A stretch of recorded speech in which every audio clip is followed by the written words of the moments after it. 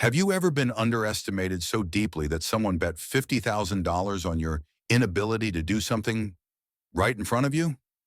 That's exactly what happened to Brielle. The smell of garlic butter and fresh basil clung to the air as Brielle Thompson wiped down another glossy table at Alonzo's trattoria. Her back was aching, her knees sore, and the soles of her feet screamed with every step she took across the polished floor. But this was normal. This was life. This was the second shift of the day, and when she clocked out at midnight, she had barely 6 hours before she'd be back at the cafe opening the espresso machine at 6 a.m.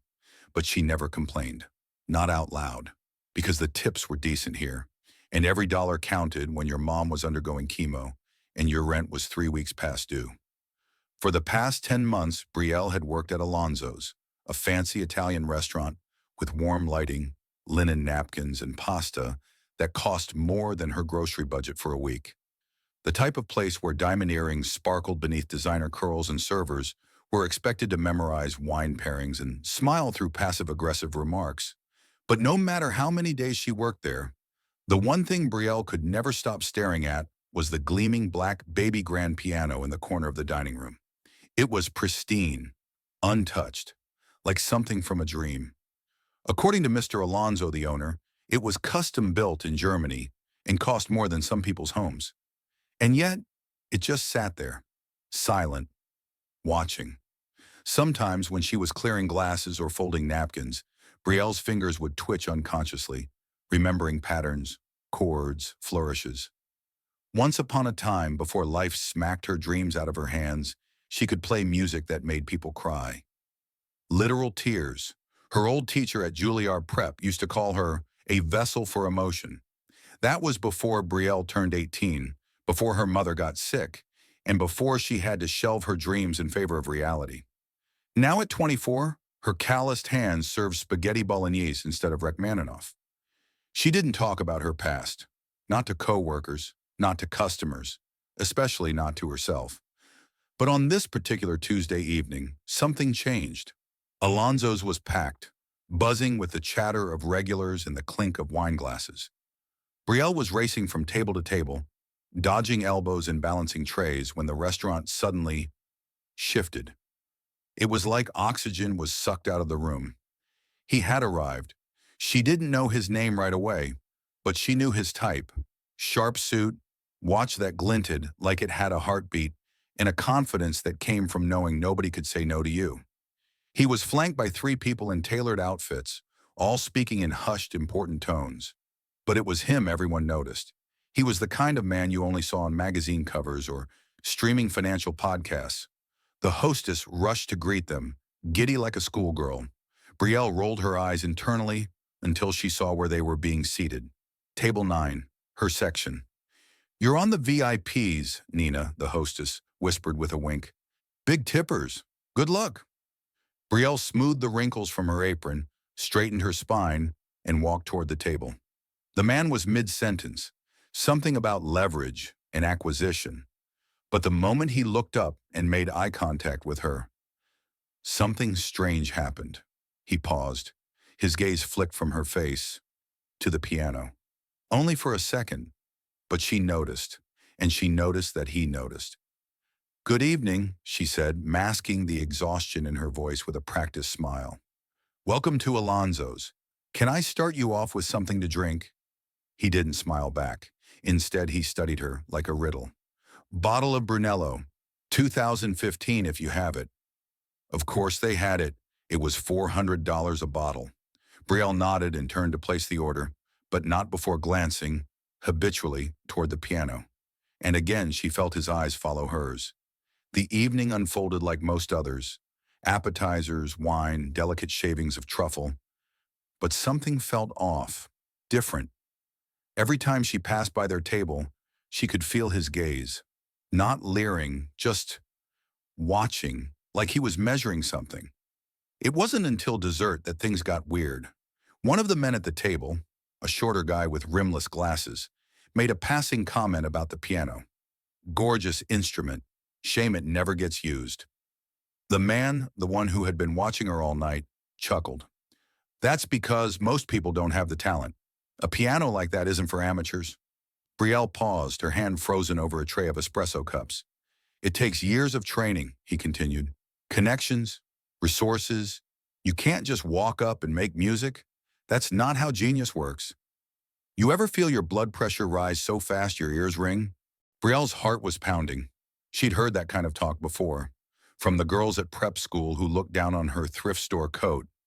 From the admissions counselor who implied her background might be a cultural fit concern. From people who thought poverty and brilliance were mutually exclusive. And then the man said something she would never forget. I'd bet $50,000, right now, that no one in this place, especially that waitress, could play a single decent piece on that piano. Silence. Her skin prickled. He said it loud enough for multiple tables to hear. His voice was calm, but condescending in the cruelest way. Like her entire identity had been reduced to a prop in his arrogant wager. She turned slowly, trembling slightly, and walked toward the table, setting the tray down with eerie grace. "Excuse me," she said, voice low but steady. "I couldn't help but overhear your bet." The man raised an eyebrow, surprised but amused. "Oh? Did I say something offensive?" "You made an assumption," Brielle replied. "About me. About what someone like me is capable of. I said you probably couldn't play the piano. Was I wrong?" There was a pause, not just at the table, but in the whole restaurant. Then he leaned back, eyes gleaming. "Tell you what, play one piece. Anything. If you can get through it without embarrassing yourself, I'll give you the biggest tip you've ever seen. If not, I'll take that silence as confirmation." I remember thinking, is this bravery? Or is she about to fall flat on her face? Brielle didn't say anything. She didn't argue. She just walked past him, past every table where diners had paused mid-bite, and stepped up to the piano. Her hand hovered over the keys. Her pulse was a jackhammer in her throat. But here's the thing about real talent. It never dies. It may sleep, hide, or go quiet, but it never dies. And what happened next? Well, the entire restaurant would be talking about it for weeks. Have you ever had your whole life judged in a single sentence, then dared to prove your entire worth in front of a room full of strangers? Brielle hadn't just heard the man's challenge. She had absorbed it, internalized it. And then, without a word, she turned her back on him and walked toward the piano that had silently haunted her every shift. The restaurant fell completely still. Forks were suspended midair. Conversations hung unfinished. The hum of ambient music faded beneath the weight of anticipation. Even the sizzling in the kitchen seemed to have slowed, like the world was pausing to witness a moment it didn't know it needed. Brielle approached the piano as if she were stepping toward an altar. Her palms were sweating. Her knees felt weak. But her heart was louder than it had ever been. The baby grand's black lacquered surface gleamed under the restaurant's warm lights. And for the first time in years, it didn't feel intimidating. It felt like coming home. She sat down, adjusted the bench ever so slightly, just like she used to in the studio at Juilliard Prep, and took a deep breath. Behind her, she could hear murmurs. Is she really going to play? What's happening? Who is she? The man who made the bet, whose name she now remembered from a news article, was Owen Kingsley, the venture capitalist billionaire, was leaning forward slightly in his seat, arms crossed, expression unreadable. Someone in the back pulled out a phone and began recording. That one video would change everything. Brielle's fingers hovered over the keys and then nothing. Blank. Her mind went completely, terrifyingly blank. She couldn't remember a single piece. Not even for Elise. Not even a nursery rhyme. Her chest tightened. Her vision blurred for a second. All the nights spent working, not playing. All the years without practice. What if he was right? What if it was gone? Then, like a breeze through a closed window, something returned. A voice. Soft, steady. Her old teacher's. When you forget what to play, play what you feel. Let your heart speak first. The notes will follow. Brielle inhaled slowly, and then she placed her hands on the keys. The first note was soft, barely audible, a whisper, and then came the next, and suddenly the room was filled with sound. But this wasn't just sound. This was storytelling. Brielle chose Chopin, not his fastest, not his showiest, but a nocturne that spoke to solitude and longing. The notes flowed like a diary, each one a sentence in a language most people forgot how to hear.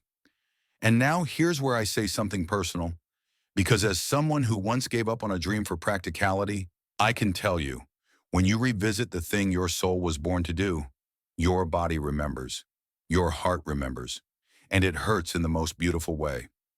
The melody poured out of her, like water from a dam finally cracked open. She added her own flourishes, hesitations, dynamics, delicate rubato, proof that she wasn't just playing the music, she was shaping it, living it.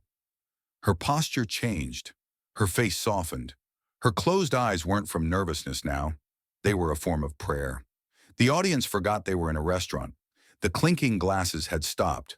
The servers stood along the walls, slack-jawed. Couples held hands and forgot to chew. People were crying, actual tears. And Owen?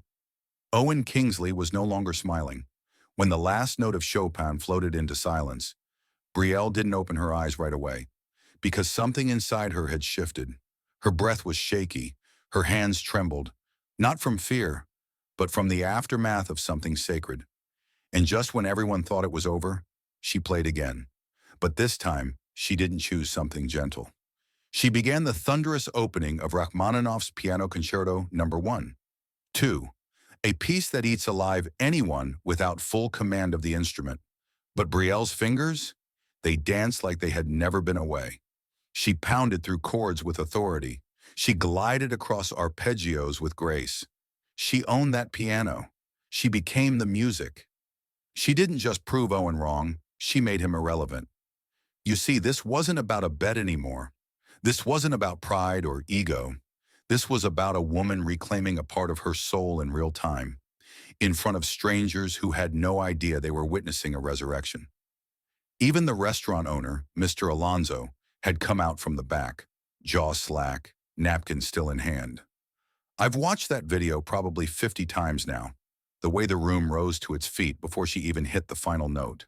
The stunned disbelief, the applause that lasted minutes. The older couple who walked up and said, "You brought us back to our youth." The little girl who whispered, "I want to play like her." And Owen?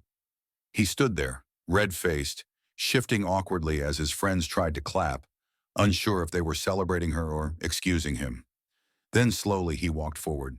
Brielle stood up, her face flushed from the exertion, and turned to face him.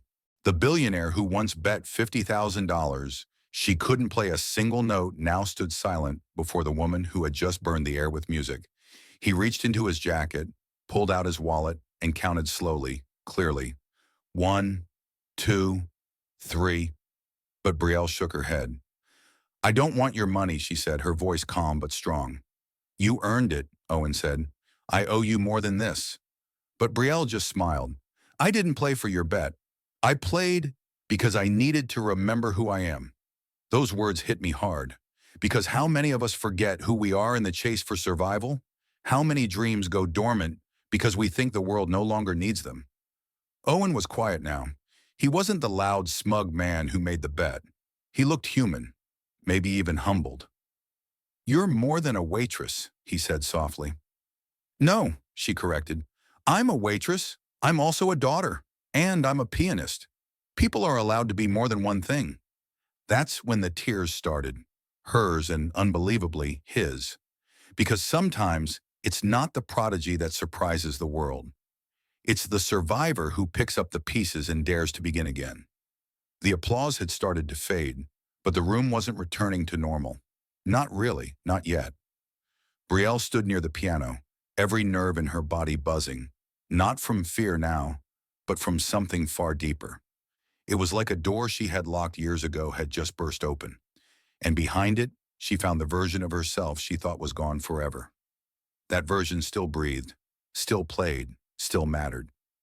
Owen Kingsley stood just a few feet away from her, the man whose voice had echoed with certainty only moments before, now seemingly at a loss for words. His friends, Robert, Mitchell, watched him closely, waiting for him to say something, anything. But it was Mr. Alonso who broke the silence. He came rushing forward, eyes glassy with emotion, wiping his hands on his apron. "Brielle," he said, breathless, "why didn't you tell me?" She blinked. "Tell you what?" "That you could do that," he said, gesturing toward the piano like it had just come to life. "You've been working here 10 months, and I had no idea I had a world-class pianist bussing tables." "I didn't think it mattered," Brielle admitted, her voice small again. "You made the entire restaurant cry," he said, his voice cracking. "I think it matters." She looked down at the keys, those familiar, beautiful keys, and for the first time in years didn't feel ashamed of who she had become.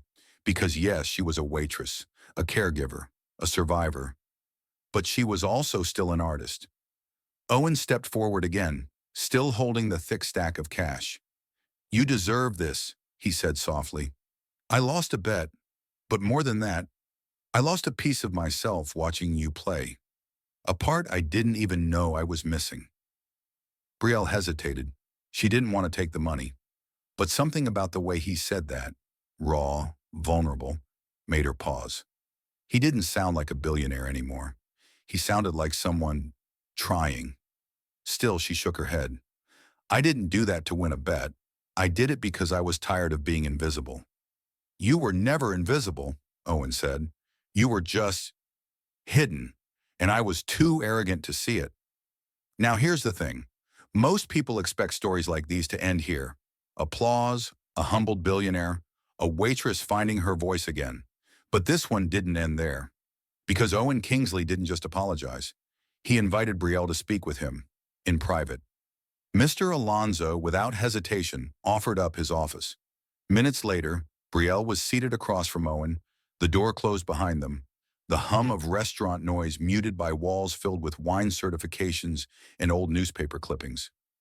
"I need to ask you something," Owen began, "and I want the truth." Brielle raised an eyebrow, still unsure whether this was another ego trip or something real. "Why are you working here?" he asked. "With hands that can do that? Why are you grinding through 14-hour shifts?" Brielle exhaled. "My mom has cancer, stage 3.